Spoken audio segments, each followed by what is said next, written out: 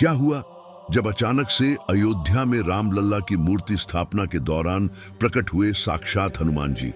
यह नजारा देख वहां खड़े सभी लोग धन्य धन्य हो गए, सभी के रोंगटे खड़े हो गए। आज की वीडियो में एक बहुत बड़े चमत्कार की जानकारी आपको देने वाले हैं, जो हाल ही में अयोध्या राम मंदिर में हुआ है। दोस्तों, आगे बढ़ने से पहले अगर आप एक सच्चे राम भक्त हैं तो वीडियो को लाइक करके कमेंट बॉक्स में जय श्री राम जरूर लिखें। दोस्तों, ऐसा कहा जाता है जहां पर भी राम कथा होती है वहां पर जो सबसे पहले आते हैं और कथा समाप्त होने के बाद सबसे अंत में जाते हैं, वे हमारे प्रिय हनुमान जी होते हैं। यानी कि जब भी और जहां भी प्रभु श्री राम से जुड़ा कोई भी कार्यक्रम होता है वहां हनुमान जी जरूर होते हैं। अब आने वाली 22 जनवरी को इस देश का सबसे बड़ा दिन आने वाला है, जहां बरसों का संघर्ष रंग लाने वाला है और हमारे कार्य सेवकों का बलिदान हमें भव्य राम मंदिर के रूप में हमें देखने को मिल रहा है। ऐसे में आगामी 22 जनवरी को होने वाली प्राण प्रतिष्ठा से पहले अयोध्या में कई सारे चमत्कार देखने को मिल रहे हैं।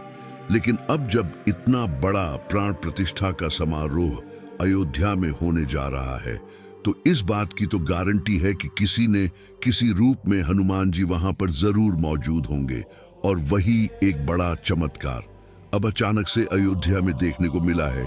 22 जनवरी को होने वाले बहुप्रतीक्षित कार्यक्रम से पहले अयोध्या में 7 दिन के वैदिक अनुष्ठान शुरू हो गए हैं। जैसे जैसे प्राण प्रतिष्ठा का दिन नजदीक आ रहा है, राम भक्तों का उत्सुकता बढ़ रहा है। करीब 500 साल बाद रामलल्ला का गृह प्रवेश हुआ है। भारी सुरक्षा के बीच मूर्ति मंदिर परिसर में लाई गई। हनुमान घड़ी के सामने सैकड़ों श्रद्धालु सड़क के दोनों तरफ खड़े रहे। भारी पुलिस बल और दर्जनों गाड़ियां मूर्ति वाले ट्रक के साथ चलती रही। मौके पर मौजूद श्रद्धालु इस मौके पर भावुक हो गए। जैसे ही मूर्ति को राम मंदिर में लाया गया, सभी लोग एक स्वर में घर पहुंच गए। प्रभु राम अपने आंगन में पहुंच गए, राम का जय घोष करने लगे। राम लल्ला की मूर्ति को गर्भगृह में स्थापित किए जाने की प्रक्रिया चालू है। इसी बीच अरुण योगीराज ने जो 51 इंच की मूर्ति घड़ी है उसे मंदिर परिसर के अंदर लाया गया, जिसका वजन 150 से 200 किलो है। राम लल्ला की मूर्ति को गर्भगृह में बने आसन पर रख दिया गया। कारीगरों ने मूर्ति को आसन पर खड़ा किया। इस प्रोसेस में 4 घंटे लगे, लेकिन इस पूरी प्रक्रिया के दौरान एक सबसे बड़ा चमत्कार यह दिखा कि जब कार्यशाला से राम मंदिर में ट्रक के माध्यम से राम लल्ला की मूर्ति लाई जा रही थी, तब पूरे मार्ग में ट्रक के साथ साथ एक बंदर चलता हुआ दिखाई दिया। जिस जिस दिशा में ट्रक जाता वह बंदर भी उस दिशा में साथ चलता रहता। सभी भक्त यह नजर अपनी आंखों से देख रहे थे और उस बंदर को साक्षात हनुमान जी का अवतार मान रहे थे। जय श्री राम, जय हनुमान के जय कर लग रहे थे। और जब क्रेन की सहायता से राम मंदिर परिसर में रामलला की मूर्ति को उतारा गया है, तो गौरतलब बात यह है कि वह बंदर उस समय भी वहां पर मौजूद था। और जब सभी मजदूरों की सहायता से मूर्ति को गर्भगृह के अंदर खड़ा किया जा रहा था, तो वह बंदर रामलल्ला की उस मूर्ति को ऐसे निहार रहा था मानो साक्षात श्री हनुमान वहां उपस्थित हो। ऐसा कहा जा रहा है मंदिर में पहली बार रामलाल की मूर्ति स्थापित करने के पश्चात वह बंदर अचानक ही कहीं अंतर्ध्यान हो गया। इसी चमत्कार पर सभी राम भक्त कमेंट बॉक्स में जय श्री राम, जय हनुमान जरूर लिखें। अब दोस्तों, आप सभी के मन में एक सवाल जरूर आ रहा होगा, आखिर राम मंदिर के गर्भगृह में इस नई मूर्ति को स्थापित किया जाएगा, तो आखिर रामलाल की उस मूर्ति का क्या होगा जो 1929 में मस्जिद के गुंबद के नीचे से प्रकट हुई थी। आचार्य सत्येंद्र दास रामलल्ला विराजमान को सबसे ज्यादा अहम बताते हुए कहते हैं, नए वाले भगवान राम का तो भव्य मंदिर बन ही गया है, लेकिन ज्यादा महत्व इन्हीं 19 वाले रामलला का है। कोर्ट ने इन्हीं रामलल्ला विराजमान के आधार पर फैसला दिया कि यही राम जन्मभूमि है। इसी के बाद मंदिर बनना शुरू हुआ। आचार्य सत्येंद्र दास बताते हैं, आप जानते हैं कि जितना विवाद हुआ है और जो कोर्ट में मुकदमा लड़ा गया, वह पहले से मौजूद रामलल्ला विराजमान के नाम से लड़ा गया। इन्हीं के नाम पर सुप्रीम कोर्ट ने हुक्मनामा दिया है, अब मंदिर बन गया है। तो इसीलिए जैसे रामलल्ला विराजमान की पूजा अर्चना पहले से होती रही, उसी प्रकार से होती रहेगी। उनके मुताबिक जहां नए रामलला रखे जाएंगे, वहीं पर पुराने रामलला भी रखे जाएंगे। रामलला की पूजा के बारे में आचार्य सत्येंद्र दास कहते हैं, सभी संप्रदाय अपनी पद्धति के हिसाब से राम लल्ला विराजमान की पूजा अर्चना करते हैं। 16 मंत्रों से एक एक वस्तु को भगवान को समर्पित किया जाता है। रा के साथ भरत, लक्ष्मण और शत्रुघ्न सभी भाइयों की पूजा होती आई है। अब जो भव्य मंदिर बना है, उसी में इनकी स्थापना होगी। अयोध्या में राम लल्ला का स्नान पूजन उज्जैन के शंख से होगा। यह शंख लेकर श्री महाकालेश्वर मंदिर के मुख्य पुजारी घनश्याम शर्मा गुरुवार शाम अयोध्या के लिए रवाना हुए। वे विशेष रामरथ से अयोध्या के लिए निकले हैं। 22 जनवरी को प्रभु राम अपने भव्य महल में विराजमान होंगे, लेकिन प्रभु राम के आने से 5 दिन पहले से ही प्राण प्रतिष्ठा की पूजा अर्चना शुरू हो गई है। लेकिन प्रभु राम के भव्य महल में पहुंचने से पहले राम मंदिर परिसर में एक और अन्य बड़ा चमत्कार देखने को मिला है, जिससे काफी शुभ संकेत माना जा रहा है। दरअसल एक मोर और मोरनी का जोड़ा देखा गया है, जिसका वीडियो भी सोशल मीडिया पर जमकर वायरल हो रहा है। परिसर में मोर और मोरनी का जोड़ा राम लल्ला के विराजमान हो से पहले देखा जाना दुर्लभ संयोग माना जा रहा है। धर्म के जानकारी से शुभ समाचार बता रहे हैं। राम मंदिर प्राण प्रतिष्ठा के लिए एक तरफ जहां राम मंदिर परिसर तैयार हो रहा है, वहीं भगवान श्री राम का विग्रह आज परिसर पहुंच रहा है। तमाम तैयारियां के बीच राम मंदिर परिसर में मोर मोरनी का जोड़ा कुतूहल का विषय बना हुआ है। विग्रह के पहले मोर मोरनी का जोड़ा परिसर में पहुंचने को लेकर शुभ माना जा रहा है। श्री राम जन्मभूमि पर नवनिर्मित दिव्य भव्य गर्भगृह में भाइयों सहित श्री राम लल्ला सरकार के विराजमान होने से पूर्व राष्ट्रीय पक्षी मोर और मोरनी की युगल जोड़ी का दिखना संपूर्ण सनातनियों के लिए ही नहीं, बल्कि उन सभी के लिए अत्यंत शुभ सिद्ध होगा जिनके हृदय में श्री राम लल्ला सरकार की प्राण प्रतिष्ठा महाउत्सव की प्रसन्नता व्याप्त है।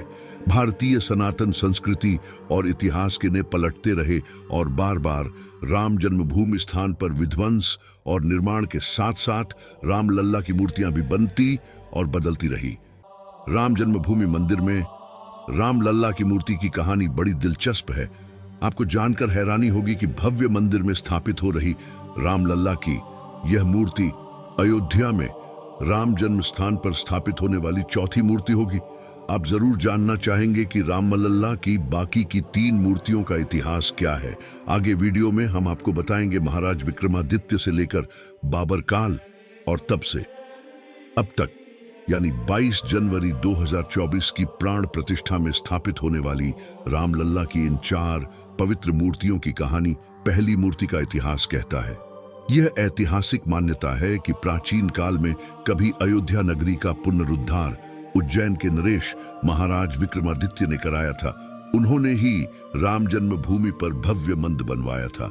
16वीं सदी की शुरुआत में मुगलों ने जब अयोध्या पर आक्रमण किया, तब राम जन्मभूमि के उस प्राचीन मंदिर में प्रभु श्री राम का जो विग्रह यानी मूर्ति स्थापित थी, मौजूदा समय में वह अयोध्या में ही स्वर्ग द्वार मोहल्ले में स्थित महाराष्ट्रियन परंपरा के कालेरा मंदिर में आज भी विराजमान है।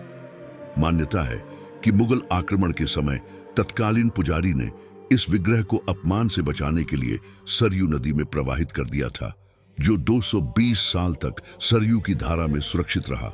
और 18वीं शताब्दी में एक पुजारी को आए देव स्वप्न के बाद फिर यह प्रकट हुआ करीब 500 साल पहले, यानी साल 1527 में, जब बाबर के सिपह सालार मीर बाकी ने अयोध्या में राम जन्मभूमि पर मंदिर तोड़कर मस्जिद बनाई। तो उस वक्त तक वहां महाराज विक्रमादित्य द्वारा स्थापित राम मूर्ति थी। यह मूर्ति तब टीकमगढ़ के ओरछा राजमहल में चली गई। मुगल आक्रमण से बचाने के लिए ओरछा की महारानी अयोध्या आकर यह मूर्ति ले गई। दूसरे मूर्ति का इतिहास कहता है कि आजादी के 2 साल बाद, यानी साल 1929 में शुरू होता है। 22 और 23 दिसंबर 1929 की रात विवादित ढांचे में राम लल्ला की मूर्ति देखी गई। भय प्रकट कृपाला दीन दयाला कौशल्या हितकारी के भजन के शोर से पूरी अयोध्या नगरी गूंज उठी। पूरे देश में यह खबर आग की तरह फैल गई। खबर आई कि 2 दिसंबर 1929 की दरमियानी रात विवादित ढांचे के अंदर रामलला प्रकट हुए हैं। आसपास के कई गांवों में लोगों तक यह संदेश पहुंच गया कि रघुकुल कुलभूषण बाल रूप में जन्मभूमि स्थान मंदिर के गर्भगृह में पधार चुके हैं। सुबह जब पुलिस वहां पहुंची तो सैकड़ों राम भक्तों की भीड़ जमा हो चुकी थी, जो दोपहर तक बढ़कर 5000 से ज्यादा तक पहुंच गई। 23 दिसंबर 1929 को पुलिस ने मस्जिद में मूर्तियां रखने का मुकदमा दर्ज किया, जिसके आधार पर 29 दिसंबर 1929 को विवादित ढांचे पर ताला लगा दिया गया, जो कि जिला जज के आदेश के बाद 1 फरवरी 1940 को दोबारा खोला गया। यहीं से राम मंदिर आंदोलन को नई ऊर्जा मिली। तीसरी मूर्ति का इतिहास कहता है, वरिष्ठ पत्रकार हेमंत शर्मा, जो बाबरी विध्वंस के दिन खुद उस जगह मौजूद थे, अपनी किताब युद्ध में अयोध्या में लिखते हैं, 6 दिसंबर 1922 को कार सेवा के लिए अयोध्या में जुटी भीड़ अचानक बाबरी ढांचे को तोड़ने में जुट गई। 3:45 बजते बजते विवादित ढांचे का बायां गुंबद गिर गया। बीच का मुख्य गुंबद 4 बजे तक नीचे आया। ढांचा गिरते ही कार सेवकों की पूरी ताकत मलबे को समतल बनाने में लग गई, ताकि वहां फिर से रामलल्ला को जल्दी से जल्दी स्थापित किया जा सके। कार सेवकों ने ढांचे का मलबा पीछे खाई में गिराया और जमीन को समतल करने के काम में लग गए। आनन फानन में राजा अयोध्या ने अपने घर से रामलल्ला की मूर्तियां भिजवाई, जो उनकी दादी ने इसी काम के लिए अपने घर में एक अस्थाई मंदिर बनवाकर उसमें रखी थी। और रामलल्ला की चौथी मूर्ति की कहानी तो हम सभी जानते हैं। अयोध्या में भगवान राम का भव्य मंदिर बनकर तैयार है। उसमें स्थापित हो रही रामलल्ला की मूर्ति इतिहास में चौथी मूर्ति होगी। ये बाल रूप में होगी। इसमें भगवान राम 5 साल के बालक के रूप में धनुष और बाण पकड़े हुए होंगे। ये मूर्ति 51 इंच ऊंचाई वाली होगी। राम मंदिर में प्राण प्रतिष्ठित के लिए नेपाल के शालिग्राम से लेकर मैसूर और राजस्थान तक से पत्थर मंगाए गए। 3 मूर्तियों का निर्माण कराया गया। रामलल्ला की पहली मूर्ति गणेश भट्ट ने बनाई है, दूस की सत्यनारायण पांडे ने, और तीसरी प्रतिमा अरुण योगीराज ने बनाई है। इनमें से फाइनल की गई 2 मूर्तियां स्थापित हो रही हैं। जिस प्रतिमा की गर्भगृह में प्राण प्रतिष्ठा होने वाली है, उसे चल या उत्सव नाम दिया गया है। वहीं दूसरी प्रतिमा, जिसे मंदिर प्रांगण में स्थापित किया जाएगा, उसे अचल मूर्ति नाम दिया गया है। अरुण योगीराज की बनाई मूर्ति अंदर मुख्य मंदिर के गर्भगृह में स्थापित हो रही है। आशा करते हैं दोस्तों, हमारी आज की वीडियो से आपको राम मंदिर का इतिहास जानने को मिला होगा।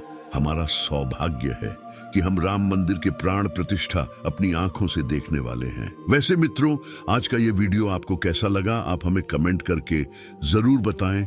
और हाँ, जाने से पहले चैनल को सब्सक्राइब करें और वीडियो को अपने दोस्तों को शेयर करना ना भूलें। तो चलिए मिलते हैं अगले वीडियो में। तब तक के लिए जय श्री राम, जय बजरंगबली।